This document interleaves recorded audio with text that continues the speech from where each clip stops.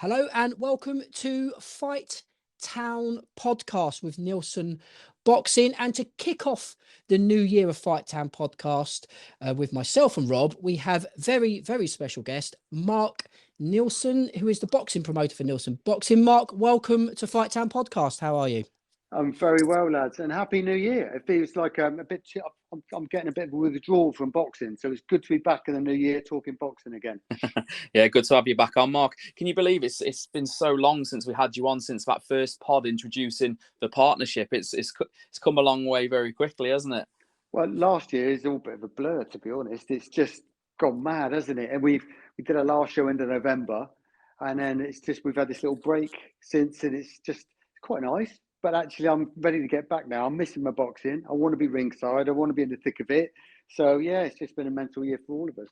Absolutely fantastic. And we've had a chat with Jared, Mark. We know Jared's going to be on the Fight Town podcast throughout the year as well. And he's told us of the busy schedule coming up for Neilson Boxing this year. And as always, we know what we get with Neilson Boxing. We get quality shows, but we also get shows in abundance. And that's going to be certainly on the bill for 2023, isn't it, Mark?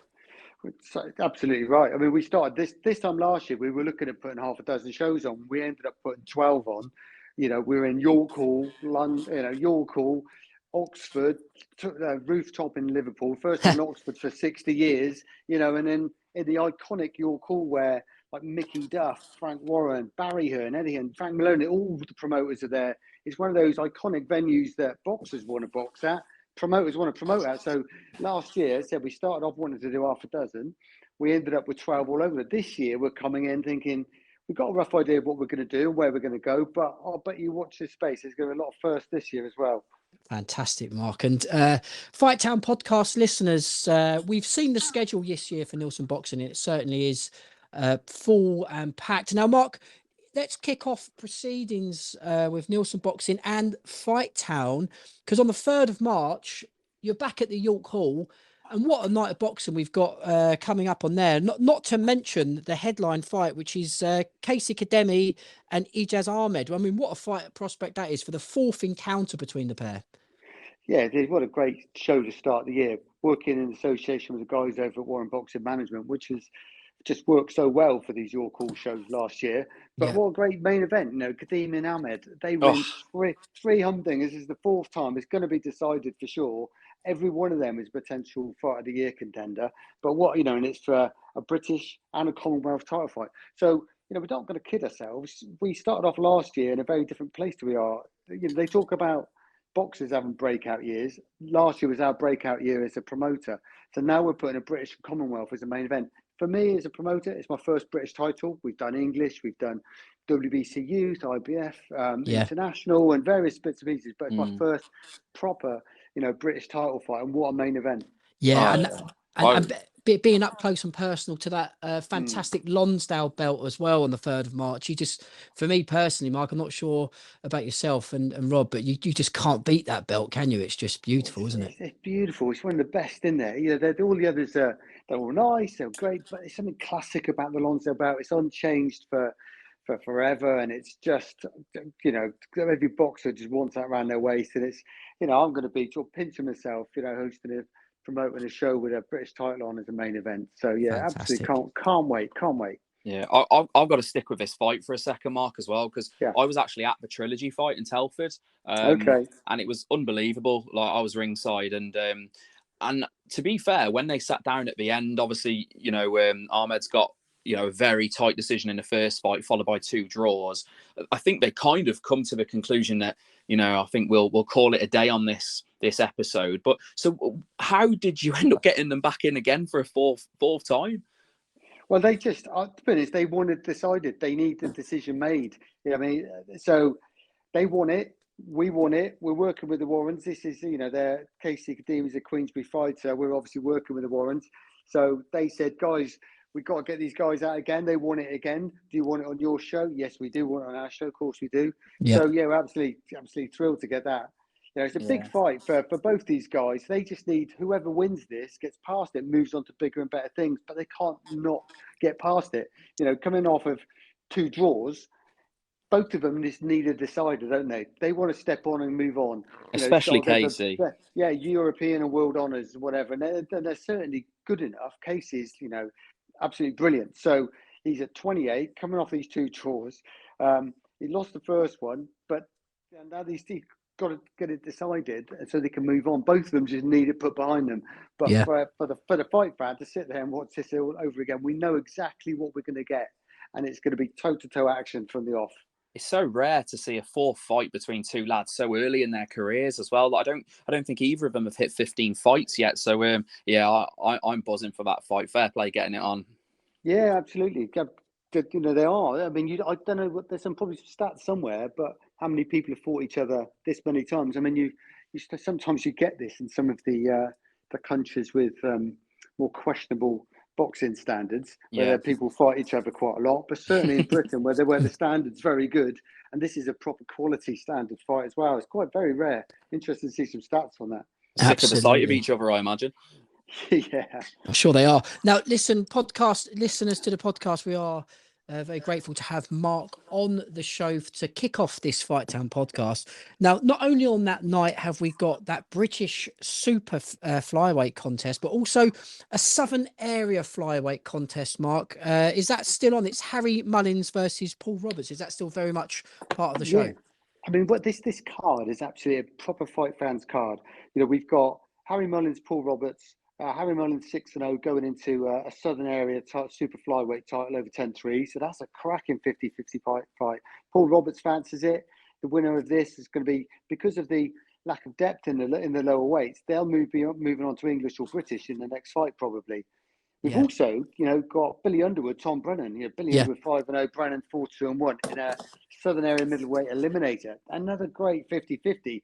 Tom Brennan sort of signed with us and said, I want titles. He's just on the cusp of it. So Billy Underwood, well, we know what he's all about. He comes to the great gym over at with Rod Julian's a bunch of lads over there. And I'm really looking forward to that fight. But we've also just announced that we've got Jack McGann versus Obi Ogbenicki, probably for a final eliminator for an English and Southern super welterweight English, but also probably eliminator for the Commonwealth. Another cracking 50-50, So, I mean, Jack McGann 7-0-1, Ogbenicki 7-2-1. But that's a proper 50-50. Both of those guys have been on our shows recently. McGann, I think, last 3 fights were stoppages, so he's always exciting. Never in a dull fight. I mean, we first had him on against John Brennan back in April last year. What a fight that was. I think McGann was on the floor once and then got up and stopped him a great start. And then we obviously had him in the rooftop in Liverpool. But Ogbenicki as well is a great fight with Dujon last year on our show. So it's great to have that on. So, we're filling this card up with some 50-50s. There's some great talent on there as well with some of the young up-and-coming lads. George Ellis, who's sort of signed a promotional deal with us, is a star in the making. He's going to be fighting for titles in the not-distant future. And another, Alfie Warren signed to Alfie Gaskin, this great guy out of Essex, training with Mark Tibbs and John Hedges over there. So, what a show. What a show. I actually pinching myself to think this is how we start 2023. What a year it's going to be for us. It's a who's who of Neilson Boxing stable as well. Exactly.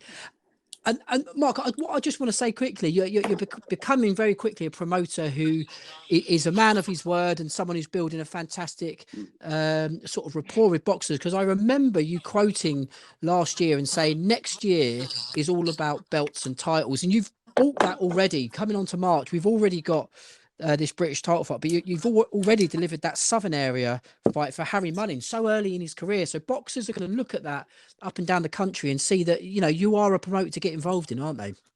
Yeah, well, we got delivered for the ticket buyers, for the fight fans, people who are putting the bums on the seats and bringing the revenue in the building. But by doing that, we got to deliver for the boxers. Because there's a lot of promoters out there, and a lot of people, want these fighters on their shows. So we're getting renowned for delivering. Nobody says a bad word about working on one of our shows. They're really well organised with Kyle and Jared and the team we've got behind us. So the production's great, the organisation's great. Everyone gets paid on time, fair money, and we're delivering. We're sitting down with our boxers now and planning out the next 12 months. We did it the other day. I sat with one of my guys who was a 4-0, and we sit there and plot out 2023. his next fight's going to be a 6-rounder. The one after that's going to be a 58 rounder. Then he's probably an eliminator. Yeah. Might get a title by the end of the year, if not first quarter next year. That's how it works with these guys. We're sitting down, having sensible conversation, realistic conversations, and plotting out their futures. But we're backing it up and we're delivering. Because of that, we're getting more and more people want to work with us. We're getting better quality. So we're saying we want to do quite a lot of shows again, like we did last year, but step up the quality now because we've got, better choice. Yeah, and I noticed that there's, it's an open door to you guys as well, isn't it? I've seen a few posts on social media about, look, if you're an up and coming fighter, you need to be looking at Neilson Boxing. From that, media campaign, are you finding that more boxers are knocking on your door? We are. I mean, I've spoken to 2 or 3 this week alone, and I'll be honest, I'm not signing everyone. Don't want to sign everyone, and it's just that we're having open and honest conversations with some of these guys that they may be better suited with a local promoter in their area, and they just, but for us and where we want to go, and the kind of people we want to work with, and the kind of product and production we want to deliver to the fight fans, we can't sign everyone. And there's over 1,000 professional boxers, and there's like hundreds, the board are interviewing new boxers for every single month, and there's like a steady production line. Not all not going to suit us, but they'll suit other people. So we're knocking a few back. We've got like high standards. We know what sort of offering we want to deliver to the fight fans, to the production, and other boxers who want to be on our shows. And if we want titles, we need good caliber, we need good quality. Yeah, I mean, you mentioned there about getting the right prospects in. I guess that brings us to the next point, which is a new sort of style and category of show this year about the Fight Town prospect shows. How did that decision come about, and you're looking forward to that new challenge? Yeah, what I said about being honest. We don't want to just stick we said we want really good caliber and 50-50s and title fights, but there's times when you can't have that on every show. Yeah. So we thought, well, actually, why don't we just do a spin-off and call it a prospect show when we know everyone's full well. We're not trying to, big it up to be anything other than it is, which is just a card full of our potential, prospects. So our Friday 10th of March show in Gloucester, I was looking through the records of our guys the other day. We've got 8-0, 5-0, 4-0, 6-0. I've got a couple of Nigerians. I've got Tosin Kajawa, 7-0, 5 KOs. I've signed Elizabeth Fashova on a promotional deal. She was the Commonwealth silver medalist, 3-0, 3 KOs. I've got, obviously, big hitting Gary Sweeney, 6-0, 4 KOs. So it's not just going to be a home fighter versus a journeyman. These are like quality boxers, undefeated boxers, proper prospects out there that we're now feeding them up, stepping them up. And, like we've seen on our shows last year, even the journeymen we brought in, they're coming in to fight. Yeah. We're telling them in the change room, you don't hold back, you go for it, because if this prospect isn't good enough, they get found out. So, if you smell blood, you go for it. And these prospects need to know they're up against it.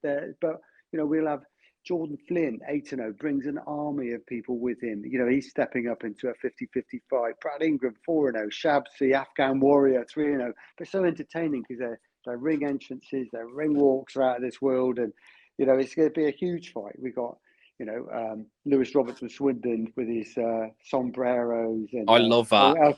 El Gordito, so it's going to be anyone who buys a ticket to go and watch their mate or come watch Night of Boxing, they're going to sit there and just have a cracking night of entertainment. Yeah. Proper quality boxing, entertainment, characters, lots of knockouts. So, and that's a prospect card. So we didn't want to, dress it up as anything other than it was. There's no title fights on the card, but it's cracking boxing, proper boxing. Yeah, there's 8-0, 5-0, 6-0, 7-0, lots of knockouts on these records. There's going to be lots of stoppages and usual production. So yeah, great night for our prospects.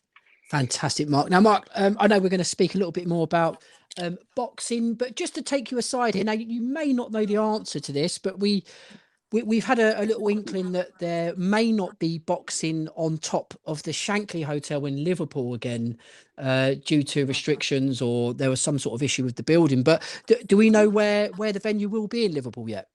We're actually up there next month looking at a couple of different venues. I know there's the Olympia, there's quite a few shows up there. We actually would like to do a different venue, a new venue, and find something a bit different, because that Olympia's, there's lots of promoters just do run-of-the-mill shows. No disrespect to them, just do their shows up there.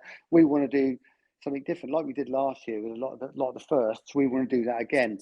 We got Jack McGann if he gets through this eliminator, we're hoping at some stage this year we're putting him on a title at a new venue in Liverpool, and that guy sells out a place as well. Yeah. So we'll see you back at Liverpool. Yeah, we went back at the Shankly. It was great. It was a bit unique, a bit different. It was a bit problem behind the scenes getting it set up on a rooftop in a town centre. But, you know, and there's a few grey hairs and, you know, certainly like the proverbial swan and my feet were paddling underwater like you wouldn't believe Well, to get that show over the line. Yeah. For what it's worth, I thought it was bloody brilliant. You wouldn't know what was going on behind the scenes, but it was great. Wasn't it great? I loved it. It was great. It's so good, wasn't it, Alex? Oh, it was incredible. One of the best atmospheres I've been to at a boxing event. It was just sensational. And we mentioned it in our end of year show, didn't we, Rob? We said it was just sensational to be in that environment. So in regards to that, you know, people listening to the podcast, like Mark just said, there will be shows up and down the country with Neilson Boxing and Fight Town podcast, along with the prospect cards as well. Is there going to be many more shows at the York Hall this year, Mark? Yeah, I think we've already got five penciled in over the course of this year. So we're looking at got 5 in York Hall. We'll be doing Oxford, we'll be doing Liverpool, we'll be doing Swindon, sort of their home shows. We're Gloucester, obviously. We're probably going to be doing a Bracknell, maybe going to be doing an April Harrow or a Watford. We're just getting that one over the line. But interestingly, we might be doing one up in County Durham in the northeast because I've got some boxers up there and somebody we want to work with. But here's an interesting one as well. I've got a couple of my Nigerian boxers. We might be doing a show in Nigeria in June. You boys coming to that one? Fancy Alex? I don't know my passport's in date. I'll have to check my passport. I'll have to check my passport. I'll tell you what. Yeah. I mean, like I think somebody said, like the London population is what, 6 million. Lagos to Nigeria is 15 million. The country's got a population of 200 million. It's mental. The numbers are mental. We've got all these Nigerian boxers, and we're going to probably put a couple of our sort of main guys on, some couple of Nigerian stars, and maybe do like some sort of tournament. So some of these Nigerians can all fight each other in proper 50-50. So this is actually happening, Mark. Yeah. We're looking at doing a tournament, and the winner of the tournament gets a UK management contract and a fight deal, promotional deal. That is incredible. I mean, it's like prize fighter in Nigeria.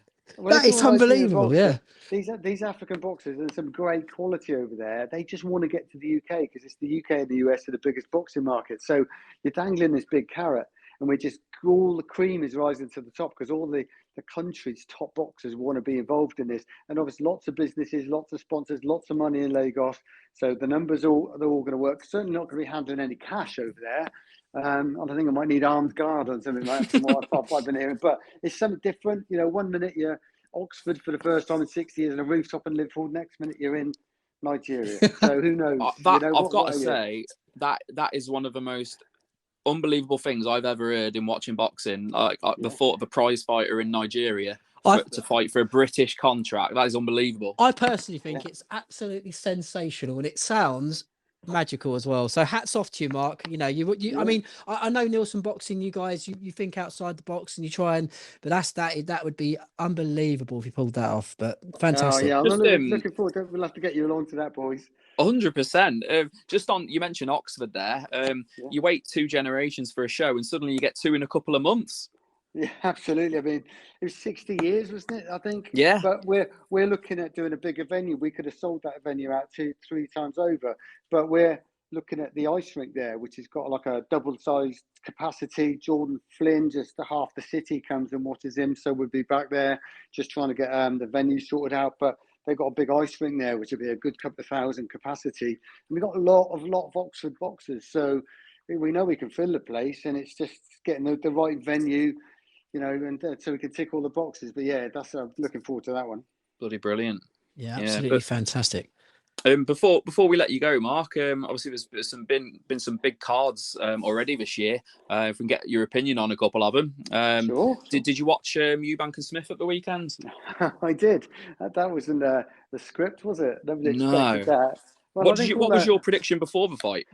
I'll be honest, all the money was on Smith to win by points. Now, my view on that was that I thought it was going to be a Eubank late stoppage. I thought Smith's probably is like a super like middle in old money, and Eubank's a middle, super middle. Thought it'd probably be naturally a bit too big for him. So you put 2 guys of equal caliber in, and one's naturally bigger weight. The bigger weight what's it they say? A good big and always beats a good little. And so yeah, I thought my view, contrary to the book, was that Eubank might go for a late stoppage, and then that happens in round 4. And at the end of round 3, Eubank was dominating that last minute and a half. He was getting through with those uppercuts, and I thought, yeah, great, here we go. I'm on the money there. You know, I had probably, Smith first round, maybe draw / Eubank second, but definitely Eubank third. Going into the 4th, didn't see that coming, but that's boxing, isn't it? Isn't it brilliant? Absolutely brilliant. So but that's the Ben fight out the window, isn't it? I think. Yeah, for now anyway. Yeah. It's looking what that about way. Yard and Beterbiev this weekend? How do you see that going down? Do you know, I like Yard, and he's had a funny sort of career, hasn't he? He's like, he needs the experience. He's too good to fight domestic, perhaps European level. But so he's sort of fighting guys he's just walking through, then stepping up, but he's stepping up to a huge level. Yeah. So he's stepping up again to a really huge level. Now, I'd like to have had him a slow progression, but it's just impossible because he's too good at one, and there's a big gap between who he's been fighting and now who he's fighting on Saturday. I mean, he can do it. He's great. He's powerful. He's strong, but God, he's up against it. He's up against it. I don't know. I mean, but then what do I know? I had a Eubank late stoppage. Exactly. What do you reckon, Alex? What do I know? You know. Well, Rob, we've discussed it earlier on in the Sport to Song podcast. And it's like you said, Rob, it's a massive ask for Yard to go in there and do a job on Beterbiev. We've seen Beterbiev come through most challenges. This one's going to be a stern one for him, but. Yeah, it's a tricky one. I think Beterbiev wins the fight, but it's going to be depending on what Yard brings on the night. He may surprise us. I think Yard's going to have to stick it on him nice and early. Yeah. I don't see him getting him down a stretch. I think he's gas out. Beterbiev's engine is just so superior. I don't know about you, Mark, but I think Yard's only shot is early. Yeah, first 6 rounds. If it's not done by the 6, it's just a matter of time, right? Yeah, Indeed. It's a long night. Yeah. Well, listen, Mark, it's been an absolute pleasure having you on the Fight Town podcast, and long may we have many more chats with you on the Sport de Song Boxing podcast as well. It's been a pleasure having you, Mark. Yeah, great. Before you go, guys, you tell me your big fight that you're looking forward to this year. That's been made or that hasn't been made yet? Hasn't been made yet. I'm going to tell you mine. Mine is Tank Garcia. Right. And I don't think it lasts very long either, but I just think it's going to be spectacular. It's going to bring boxing to the fore in America. I think it'll be fantastic if it happens. I like to see Joe Joyce and maybe Wilder. I want to see Joe Joyce now. He's at that level now. You can throw him in with anyone. That's something. Check Joyce in with Wilder. That'd be mine. Yeah, that'd be fantastic. Yeah, that's the ultimate test for that chin, isn't it, Joyce? Yeah. I mean, for me personally, it would be AJ Wilder if I could pick one. Yeah. Because I've been waiting 6 years for that when they were both champion first time round, But I would probably say AJ Wilder, but Spence Crawford's always in the back of my mind as well. Some big ones, isn't there? There's some great ones, isn't there? Absolutely is. And listen, Fight Down podcast listeners, we've just heard from Mark Neilson about that fantastic card on the 3rd of March at York Hall and the Prospect Show at Gloucester on the 10th of March as well. It's going to be a fun-packed year, Mark, especially hearing about that Nigeria sort of escapade. That sounds incredible. So a lot to look forward to, eh? Yeah, thanks, guys. Always good talking to you, and hopefully we'll see you in Nigeria. Cheers, Mark. Have a good evening. Mark. Take care. Cheers, guys.